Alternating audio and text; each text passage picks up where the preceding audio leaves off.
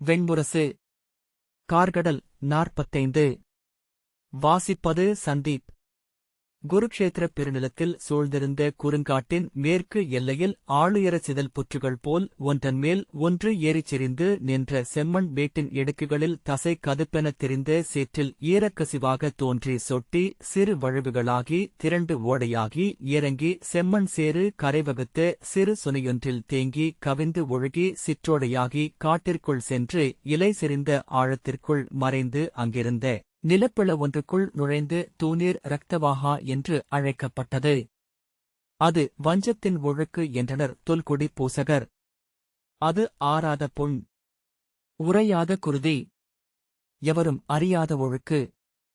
அங்கு செல்வது நன்கு வழி தெரிந்த பூசகரின் துணையோடன்றி இயல்வதல்ல. பல்லாயிரம் கோடி அம்புகளும் வேல்களும் கூர்த்து நின்றிருக்கும் பெரும்படை போல் முட்புதர்கள் அதை வேலியிட்டுச் சூழ்ந்திருந்தன. அவற்றை வெட்டி வழி தெளித்துச் செல்வது இயலாது. மண்ணுக்கு அடியில் செல்லும் பிலம் ஒன்று மட்டுமே பாதை. அதன் வாய்திறப்பு காட்டில் பிறிதொரு இடத்தில் இருந்தது. அதற்குள் குருக்ஷேத்திரக் காட்டில் வாழும் ஓநாய்களும் கழுதை புலிகளும் குடியிருந்தன. பற்பல தலைமுறைகளாக அவை கொன்று இழுத்துக் கொண்டு வந்து வைத்து உண்ட விலங்குகளின் எலும்புகளும் மண்டையோடுகளும் வெண்கூழாங்கற்களென செறிந்து கிடந்த அந்தச் செம்மண் வளைக்குள் காலூன்றி கை மடித்து வதித்து குழவியென இழைந்தும் மகவென தவழ்ந்தும் மட்டுமே செல்ல இயலும். வெளியிலிருந்து பச்சை இலை கொளுத்தில் புகையிட்டு உள்ளே இருளுக்குள் ஒளிந்திருக்கும் விலங்குகளையும் நாகங்களையும் அகற்றிவிட்டு உள்ளே செல்பவர் ஒரு காதம் அவ்வாறு எலி என்றும் அறவென்றும் சென்று பின்னர் மேலிருந்து ஒளி தெரியும் பொந்தினூடாக எழுந்து வெளிவந்தால் இரக்தவாகாவை பார்க்க முடியும். அதை முதலில் பார்ப்பவர்கள் பேரிடல் கொண்ட விலங்கொன்றின் புண் என்ற எண்ணத்தை அடைந்து நெஞ்சொலைவார்கள் என்றனர் சூதர். அதன் சேற்றுக்கு நாட்பட்ட பொன்னின் சீழ்வாடை இருந்தது. அதில் மீன்களோ சிற்றுயிர்களோ வாழ்வதில்லை. ஆறா வஞ்சனங்கள் கொள்ளவும் கொண்ட வஞ்சனங்களை நிலைநிறுத்தவும் வஞ்சனங்களிலிருந்து தப்பவும் அங்கே சொல்லேற்புகளை நிகழ்த்துவதுண்டு. முற்புலரியில் பிருஹத்காயர் அதைப்பற்றி சொல்லும் வரை ஜெயத்ரதன் அவ்விடத்தைப் பற்றி அறிந்திருக்கவில்லை. அவன் துயின்று கொண்டிருக்கையில் அவன் அருகே வந்து தன் யோகக்கழியால் தரையை 4 முறை தட்டி விழித்தெழு என்றார். அவன் எழுந்து அமர்ந்து என்ன என்றான். முற்காலை. நாம் கிளம்ப வேண்டும் என்றார்.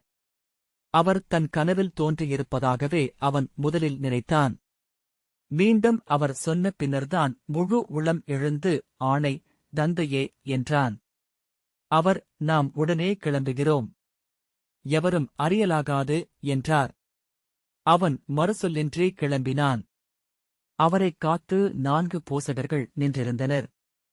ஒருவன் அவருடைய மாணவன். அவனும் அவரைப் போலவே ஆடை அணிந்து பெருந்தோள்களுடன் நின்றிருந்தான். அவர்களுடன் செல்லும்போதுதான் பூசகர் ஒருவர் தாழ்ந்த குரலில் அந்த இடத்தைப் பற்றி சொன்னார். கதைகளில் கூட அவன் அதை அறிந்திருக்கவில்லை. அங்கு சொல்லும் ஒவ்வொரு வஞ்சனச் சொல்லையும் 1008 மாநாகங்கள் அறிகின்றன. அவை அவற்றை தங்கள் சொல்லிறைந்த விழிகளால் கேட்கின்றன என்று சூதர் சொன்னபோது அவன் மெய்ப்பு கொண்டான். அவன் அங்கே செல்ல விரும்பவில்லை. ஆனால் எடைமிக்க காலடிகளை வைத்து சென்று கொண்டிருந்த தந்தையை மறுத்து எண்ணும் துணிவு அவனுக்கு இருக்கவில்லை. அன்றுவரை அவன் தந்தை சொல்லை மீறுவதையே தனக்கு உகந்தது என எண்ணியிருந்தான். அவரை சிறுமை செய்வதனூடாகத்தான் மேலெழுவதாக கருதினான். முடிசூட்டிக் கொண்டதும் சிந்து நாட்டில் அவர் உருவாக்கிய அனைத்து நெறிகளையும் அவன் மாற்றியமைத்தான். அவருடனிருந்த அனைத்து அமைச்சர்களையும் அவன் விலக்கினான். அவர் நட்பு கொண்ட நாடுகளை பகைத்தான், பகைத்தவர்களை அணுகினான். ஆனால் ஒவ்வொன்றையும் 1000 முறை நெஞ்சுக்குள் சொல்லிக் கொண்ட வஞ்சனத்தின் வல்லமையுடன் இயற்றியமையால் மீள மீள வெற்றியையே அடைந்தான். அத்தனைக்குப் பின்னரும் அவன் பிருஹத்காயரின் மைந்தன் என்றே அறியப்பட்டான். கொல்லப்பட இயலாதவன் என தெய்வச்சொல் பெற்றவன் என அவனை பணிந்த மாற்றார் உண்மையில் அஞ்சியது தன் தந்தையையே என எண்ணுந்தோறும் அவன் மேலும் கசப்பு கொண்டான். சிந்து நாடெங்கும் அவருடைய தடங்களை இல்லாமல் ஆக்கினான். அதன் பின்னரும் அவர் அவ்வண்ணமே எஞ்சினார். மண்ணில் மறைந்திருப்பதனால் வேர் இல்லாமலாவதில்லை. ஒவ்வொரு இலையின் நீரும் வேரின் கொடையே என ஒரு சூதன் அவன் முன் அவையமர்ந்து பாடியபோது சினம் பொங்கும் உள்ளத்துடன் அவன் கேட்டுக் கொண்டிருந்தான். எங்கோ காட்டின் ஆழத்தில் பிருகத்காய முனிவர் இயற்றும் தவம் இங்கு அன்னமும் நீரும் பொன்னும் பட்டுமென ஆகிறது. பகைவர் நெஞ்சில் அச்சமும் அன்னையர் மார்பில் அமுதும் ஆகிறது. அவரை வாழ்த்துக. அவன் கைகளால் அரியணையை அறைந்தபின் எழுந்து விலகினான். அமைதியிழந்து அரண்மனையில் உலவிக் கொண்டிருந்து அவனிடம் முதிய அமைச்சர் கனகசீர்ஷர், எந்த அரசன் குடிகளின் எண்ணங்களுக்கு தலையிட இயலாது, அரசே, என்றார். அவ்வண்ணமென்றால் என் வெற்றிகளுக்கு என்ன பொருள்? நான் வாழ்வதற்கு என்ன பொருள் என்று அவன் கேட்டான். அவர் பேசாமல் நின்றார். தொண்டை நரம்புகள் புடைக்க, சொல்க என்று அவன் கூவினான். கொல்லப்படவே இயலாதவர் என்னும் சொல் இல்லையேல் நீங்கள் இத்தனை வென்றிருக்க இயலாது என்றார் கனகசீர்ஷர். அவன் மீண்டும் பீடத்தில் அமர்ந்தான். பின்னர் வெறியுடன் தலையை ஓங்கி ஓங்கி அறைந்தான். சாவு, சாவு ஒன்றே நான் இத்தருணத்தில் விழைவது. இன்னொருவரின் அழிக்கொடையென அமையும்போது உயிரும் எத்தனை கசக்கிறது என்றான். அமைச்சர் வெறுமனே நோக்கிக் கொண்டிருந்தார். அமைச்சரே, அவர் எனக்கு கொடையளிக்காத ஏதேனும் என்னிடம் உள்ளதா என்றான். அமைச்சர் புன்னகையுடன் இக்கசப்பு என்றார். அவன் அவரை இமைக்காமல் நோக்கிக் கொண்டிருந்தான். தந்தையரிடமிருந்து எந்த மைந்தருக்கும் மீட்பில்லை, அரசே. அவ்வாறு புடவியே சமைத்துள்ளது பிரம்மம் என்றபின் மீண்டும் தலைவணங்கி அவர் வெளியே சென்றார். அவன் அங்கே அந்திவரை அமர்ந்திருந்தான். எங்கேனும் எழுந்து சென்று உயிரை மாய்த்துக் கொண்டாலென்ன என்று எண்ணினான். தன் தலையை நிலத்தில் விழ வைப்பவர் தலைவெடித்து இறப்பார். தானே தன் தலையை வெட்டி உகுத்தால் அந்த தலையே வெடிக்குமா என்ன? அவருடைய வெற்றுச் சிரிப்போசை கேட்டு ஏவலன் வந்து தலைவணங்கினான். அவன் செல்க என்று கை காட்டினான். ஆனால் முந்தைய ஓர் இரவுக்குப் பின் அனைத்தும் மாறிவிட்டிருந்தது. காலையில் கண்விழித்து தந்தையை பார்த்தபோது அவன் அகம் நிறைவடைந்தது. எங்கோ காட்டுச் சிறுகுடிலில் தந்தையுடன் இளமைந்தனாக வாழ்வது போல என எண்ணிக்கொண்டான். அதன் பின்னரே அக்கனவை சற்றுமுன் அவன் அடைந்ததை நினைவு கூர்ந்தான். அவர் அவனிடம் காலை தூய்மை செய்து கொள் என்றார். அவரால் அவனை நேருக்கு நேர் நோக்கி பேச முடியவில்லை. முந்தைய நாள் இரவு விழிகளை நட்டுப் பேசியவர்தான். அவன் விழிகள் மைந்தன் விழிகளென மாறிவிட்டிருக்கின்றன போலும். அவன் புன்னகையுடன் எழுந்து முகம் கழுவி வந்தபோது அவர் கிளம்புக என்று சொல்லி தன் யோகக் கழியுடன் முன்னால் சென்றார். பந்தத்துடன் சென்று இரு போசகர்கள் குகை வாயிலில் நின்று குந்திரிக்கத்தை எரித்து புகை உருவாக்கினர். குகைக்குள் புகை புகுந்து மறுபக்கத் திறப்பு வழியாக அது வெளியேறும் வரை அங்கே காத்திருந்தனர். முழவுகளை முழக்கி குகைக்குள் எதிரொலி எழுப்பும்படி செய்தனர். உள்ளிருந்து 12 நரிகள் கொண்ட ஒரு கூட்டம் ஊளையிட்டபடி எழுந்து அவர்களைக் கடந்து வெளியே ஓடியது.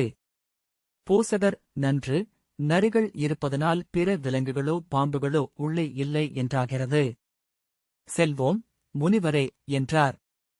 பந்தங்களை அணைத்துவிட்டு பூசைக்குரிய பொருட்களை தோல் உரைகளில் கட்டி முதுகில் சேர்த்து தொங்கவிட்டபடி முதல் போசகர் பிலத்திற்குள் நுழைந்தார். பிருகத்காயர் திரும்பி ஜெயத்ரதனிடம், நீ செல்லலாம். நன்றே நிகழ்க என்றார். ஜெயத்ரதன், அஞ்சும் அளவுக்கு ஒன்றுமில்லை என்றே எனக்கு இப்போது தோன்றுகிறது, தந்தையே.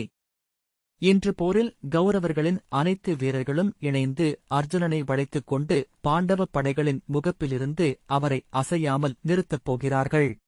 துரோணர், கிருபர், சல்யர், அங்கர், அஸ்வத்தாமர், பூரிசிரவஸ், கிருதவர்மர், அரசர் எனும் 8 கந்துகளில் இழுத்துக் கட்டப்பட்ட யானை போல் அவர் இன்று நின்றிருப்பார் என்றான்.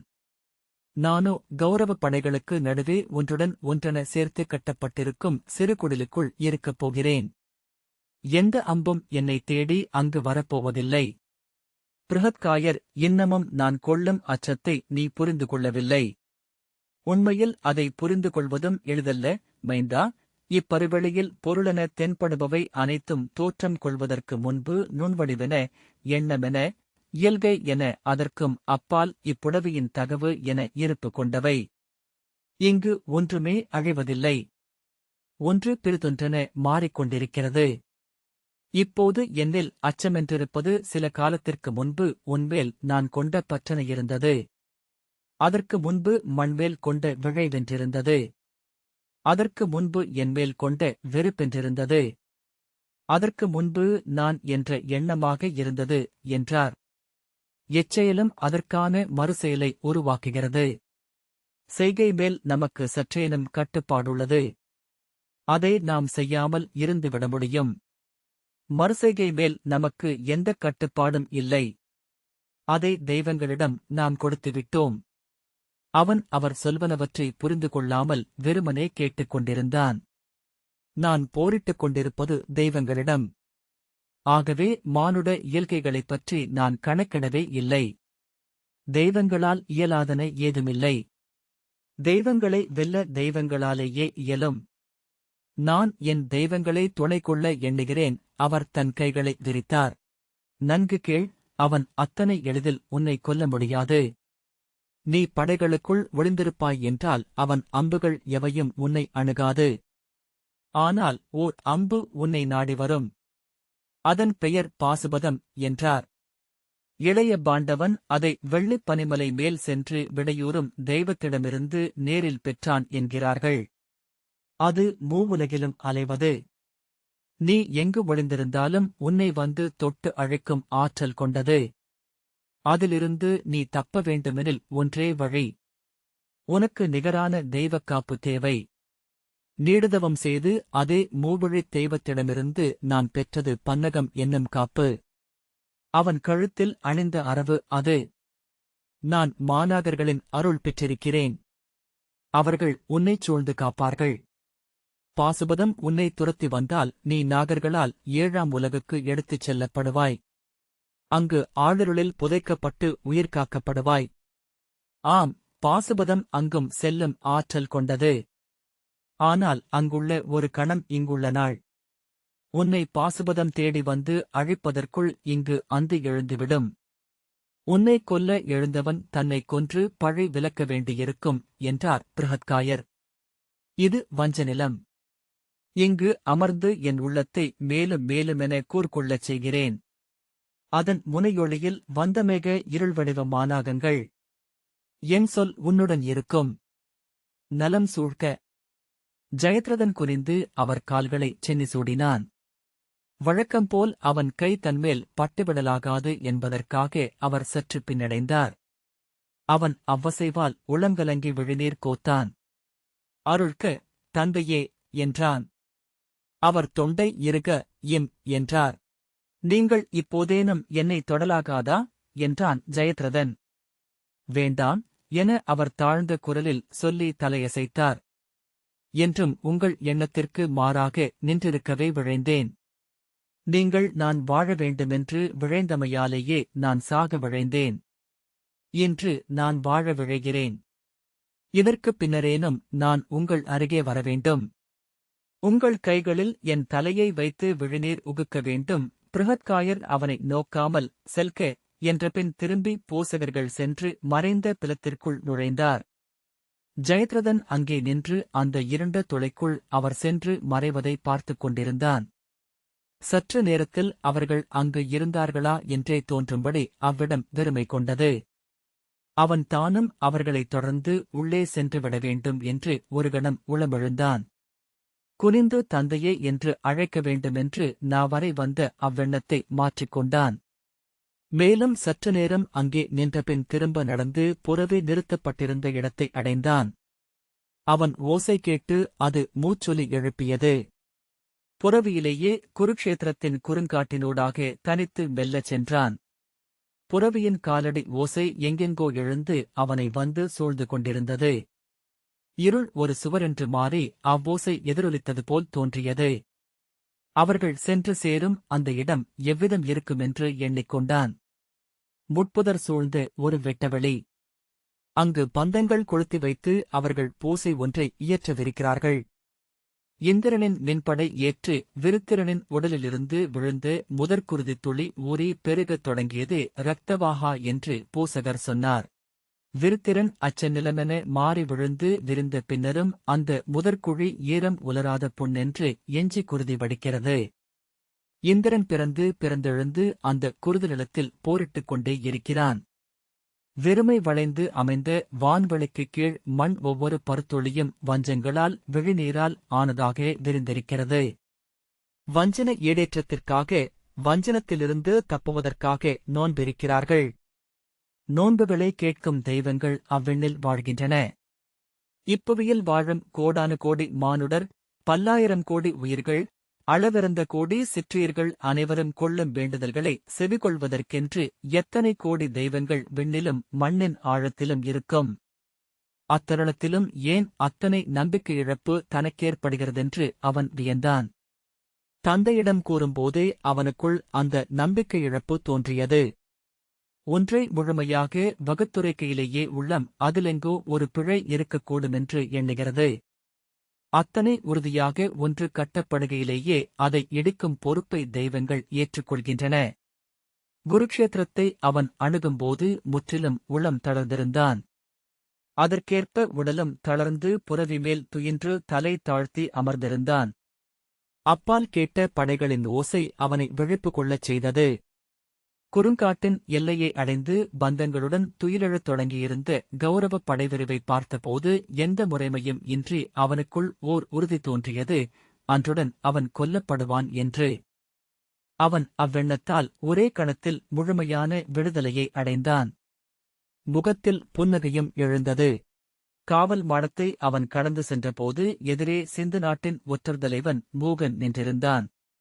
ஓசையில்லாமல் புரவியில் அணுகி அவனுடன் இணையாக வந்தபடி பாண்டவர் தரப்பிலிருந்து செய்திகள் என்றான். சொல்க என்றான் ஜெயத்ரதன். பின்னிரவு கடந்தபின் அங்கே சொல்சூழவை நிகழவில்லை. அனைவரும் ஓய்வெடுக்கச் சென்றுவிட்டனர். இளைய பாண்டவர் தன் மைந்தன் சுருதகீர்த்தி உடனிருக்க குடிலில் உறங்கினார். ஜெயத்ரதன் மைந்தனுடனா என்றான். ஆம் அரசே என்றான் மூகன். அவ்வாறா வழக்கம் என்றான் ஜெயத்ரதன். இல்லை, வழக்கமாக அவர் மைந்தருடன் பேசுவதே இல்லை. விழிநோக்குவதும் அரிது என்றான் மூகன். சொல் என்றான் ஜெயத்ரதன். துயிலச் செல்லும்போது இளைய யாதவரும் சகதேவரும் அவருடன் சென்றனர். அவர்கள் விடை கொள்கையில் அப்பால் நின்றிருந்த சுருதகீர்த்தியை நோக்கி மைந்தா, என்னுடன் இரு என்று அர்ஜுனர் சொன்னார். சுருதகீர்த்தி திகைப்படைந்தாலும் அதை காட்டிக் கொள்ளாமல் தலைவணங்கினார். அர்ஜுனர் உள்ளே சென்றதும் ஏவலர் மதுவும் அகிபீனாவும் கொண்டு சென்றனர். அதை அவர் அருந்தி புகைத்துக் கொண்டு படுத்துக் கொண்டார். சுருதகீர்த்தி வாயிலில் வந்து காவலென நிற்க மைந்தா உள்ளே வந்து என்னருகே அமர்ந்து கொள்க என்றார்.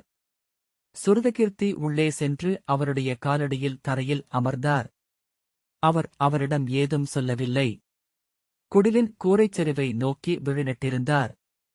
வலி கொண்டவர் போல மெல்ல உடலை நெளித்து கைவிரல்களை நெரித்துக் கொண்டும் முனகிக் கொண்டும் இருந்தார். அப்போது மீண்டும் புகையிடச் சென்ற ஏவலன், அவனே நம் ஒற்றன், அவர் கால்களை தொடுக என்று செய்கையால் சுருதகீர்த்தியிடம் சொன்னான். அவர் தயங்கியபடி கை நீட்டி அர்ஜுனரின் கால்களை தொட்டார். அவர் உடலில் இருந்த அந்த இறுகிய அசைவு நின்றது. சுருதகீர்த்தி கைகளை கால் மீதே வைத்திருந்தார். அவர் உடல் மெல்ல மெல்ல நெகிழ்ந்து மஞ்சத்தில் படிந்தது. மூச்சொலி சீராக எழலாயிற்று. அவர் கால்களைத் தொட்டபடி அமர்ந்திருந்த சுருதகீர்த்தி விழிநீர் வழிய தலையை மஞ்சத்தின் சட்டத்தின் மேல் சாய்த்துக் கொண்டார். அரசே, அபிமன்யுவுக்காக அப்போதுதான் அவர் விழிநீர் உகுத்தார். ஜெயத்ரதன் அபிமன்யுவுக்காக என எப்படி தெரியும் என்றான். ஆனால் என மூகன் சொல்லத் தொடங்க கைவீசி அவனை மேலே பேச ஆணையிட்டான் ஜெயத்ரதன்.